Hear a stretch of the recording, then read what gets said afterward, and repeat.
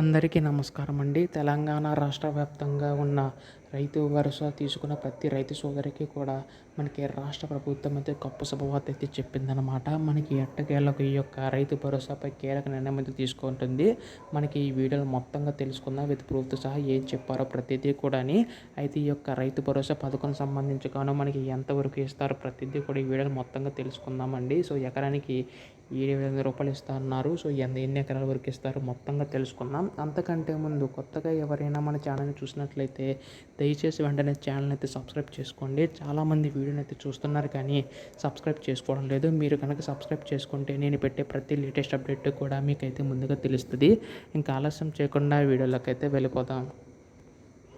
So మీకు గతంలోనే చెప్పినట్లుగానే మనకి రైతు భరోసా ప్రభుత్వం కీలక నిర్ణయం మీద తీసుకుందండి.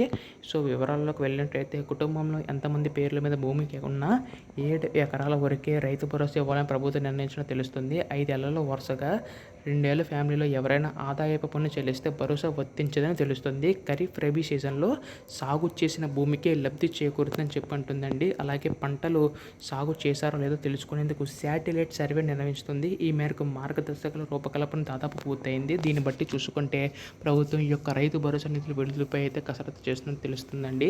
సో ఇక్కడ మనకి అనర్హులకి ఎవరికి కూడా అంటే ఆదాయం పన్ను చెల్లిస్తే మీకు రైతు భరోసా అయితే వర్తించదన్నమాట. సో మనకి 7 ఎకరాల వరకు ఇస్తామని చెప్పారు. ప్రభుత్వం అయితే రూపకల్పన అయితే చేసినట్లుగా తెలుస్తుందండి. సో దాదాపుగా పూర్తయినట్లుగా చెప్తున్నారు. సో ఎప్పుడు దీనిపై అధికార ప్రకటన వచ్చినా మీరు ముందుగా తెలుసుకోవాలనుకుంటే దయచేసి వెంటనే ఛానల్ అయితే సబ్స్క్రైబ్ చేసుకోండి. ధన్యవాదములు. జై హింద్.